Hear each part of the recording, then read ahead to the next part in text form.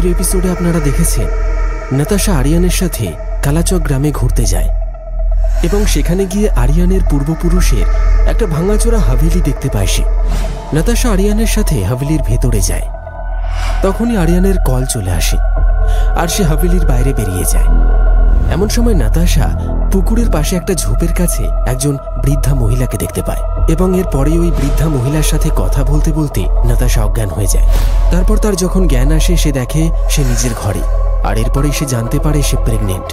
এরপর নাতাশা তার যা কোমলের ভীত সন্ত্রস্ত মুখটা দেখে তার দিকে তাকিয়ে একটু হাসি মুখেই নাতাশা তাকে উদ্দেশ্য করে বলল, কি হলো বৌদি, তোমার মুখে এত ভয়ে ছাপ কেন? নাতাশার কথা শুনে কোমল নাতাশার কোনো কথার উত্তর না দিয়ে ঘরের বাইরে বেরিয়ে আসে। কোমলের এইভাবে কোনো উত্তর না দিয়ে বাইরে বেরিয়ে যাওয়াটা নাতাশার কাছে বেশ অদ্ভুত ঠেকল।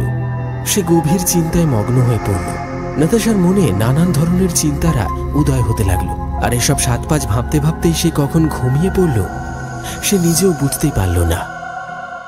রাত তখন 11টা। একেবারে নিঝুম আর প্রচন্ড ঠান্ডা আবহাওয়ার মধ্যে একটা লাক্সারি কার রাস্তায় দাঁড়িয়েছিল। গাড়ির বাইরে দাঁড়িয়ে থাকা পূজা ভীষণ রাগত দৃষ্টি দিয়ে অ্যান্ডির দিকে তাকিয়েছিল, আর অ্যান্ডি গাড়ির বোনেট খুলে ইঞ্জিনটা ভালো করে দেখছিল। পূজাকে ওইভাবে নিজের দিকে তাকিয়ে থাকতে দেখে অ্যান্ডি বলল, আর ওইভাবে তাকিয়ে আছিস কেন রে? সব ঠিক আছে? কি জানি হঠাৎ করে কেন দাঁড়িয়ে পড়লো। তোমায় কতবার বলেছি অ্যান্ডি, এই ভাঙাচোরা গাড়িটা বেচে দাও। প্রায় আধ ঘন্টা ধরে তুমি আমাকে এখানে শুধু শুধু দাঁড় করিয়ে রেখেছো। পূজার কথা শুনে অ্যান্ডি হাসতে হাসতে বলল, বললাম না পূজা সব ঠিক আছে, হয়তো ইঞ্জিন গরম হয়ে গেছে। অ্যান্ডির কথাটা শেষ হওয়ার সাথে সাথে ওদের দুজনের কানে একটা গম্ভীর কণ্ঠস্বর এসে ঠেকল, তোমরা দুজন কে? আর এত রাতে এখানে কি করছো? রাতের অন্ধকারে ওই আওয়াজটা শুনে অ্যান্ডি আর পূজা দুজনেই ভীষণভাবে চমকে ওঠে। তারা দুজনেই যখন পিছনে ঘুরে দেখে ওরা দেখতে পায় ওদের সামনে একজন সাধু দাঁড়িয়ে আছে, যে অবাক দৃষ্টিতে ওদের দুজনের দিকে তাকিয়ে আছে। অ্যান্ডি সাধুর দিকে তাকিয়ে বলল, আমার নাম অ্যান্ডি আর ও আমার বন্ধু পূজা।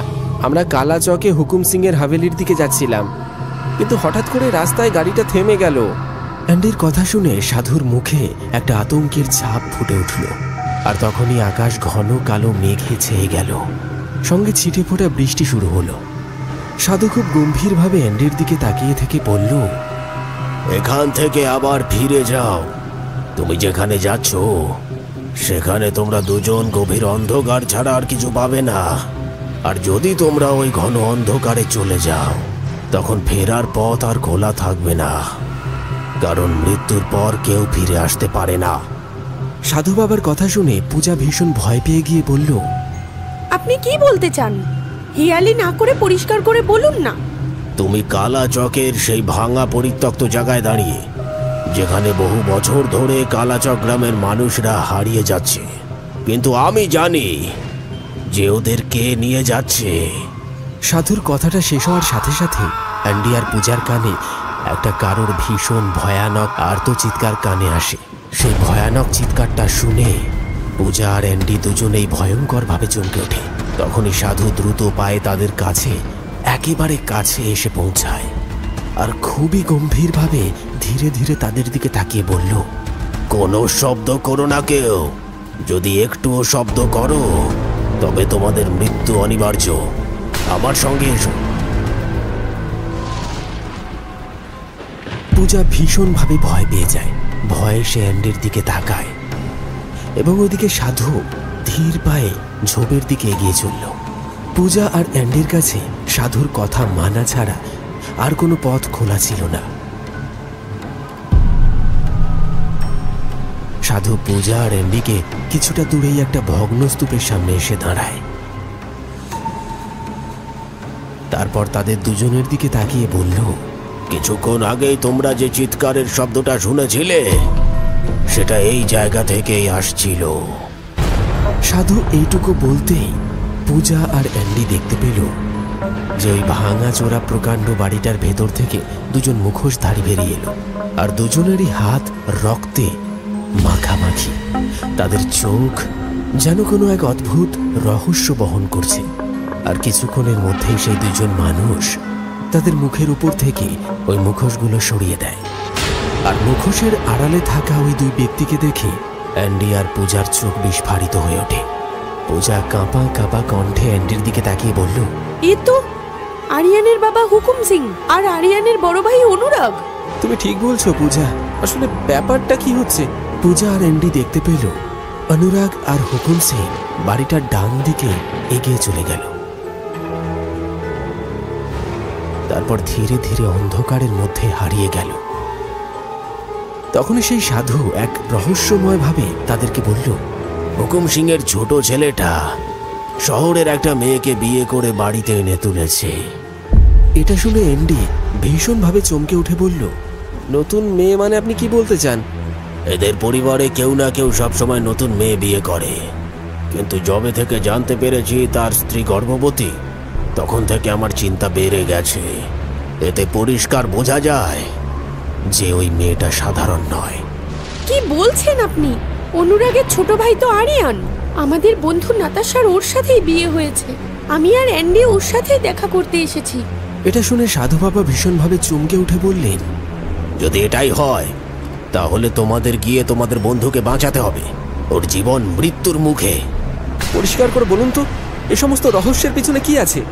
সাধু খুব রহস্যময়ভাবে অ্যান্ডি আর পূজার দিকে তাকিয়ে থেকে বললেন, আমি চাইলেও বলতে পারবো না, কারণ হুকুম সিং এর পরিবার খুব শক্তিশালী পরিবার।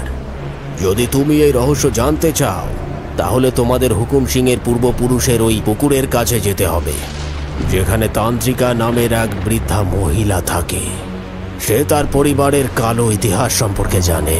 কিন্তু মনে রেখো, হুকুম সিং আর অনুরাগ, এমনকি তোমাদের বন্ধু আরিয়ানের একদম সন্দেহ যেন না হয় যে তোমরা দুজন নিজের চোখে কি দেখেছ।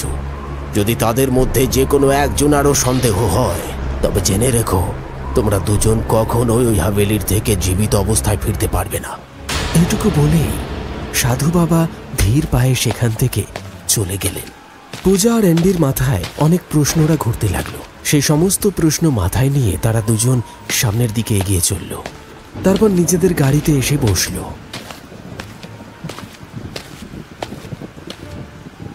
অ্যান্ডি গাড়িটা স্টার্ট দেওয়ার চেষ্টা করল এবং আশ্চর্যজনকভাবে প্রথম চেষ্টাতে সে সফল হল।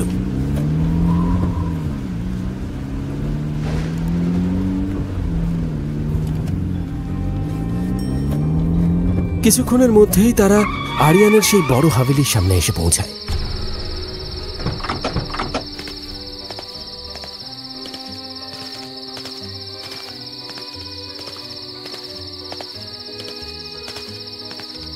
আরিয়ান তাদের ওয়েলকাম জানানোর জন্য দরজার কাছে আসে আর খুবই আনন্দের সাথে ওদের দুজনকেই নাতাশার ঘরে নিয়ে আসে। নাতাশা ওদেরকে দেখে ভীষণভাবে খুশি হয়। এমন সময় কোমল সেখানে আসে।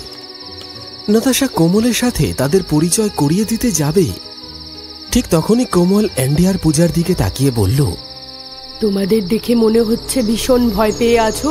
কথাটা শুনে পূজা ভীষণভাবে চমকে যায়। আমি তোমার কথা বুঝলাম না। এটাই বলতে চাই যে তোমাদের দেখে মনে হচ্ছে তোমরা এত ভয় পেয়েছো দুজন, যেন কোনো ভুতুরে হাবিলিতে এসেছো।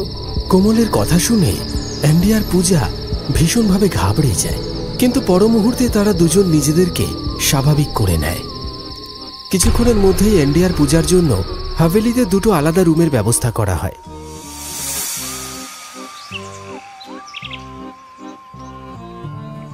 পরদিন সকালে পূজা ব্রেকফাস্ট করার সময় আরিয়ানকে বলল, শুনেছি তোমার পূর্বপুরুষের নাকি আরো একটা হাবিলি আছে।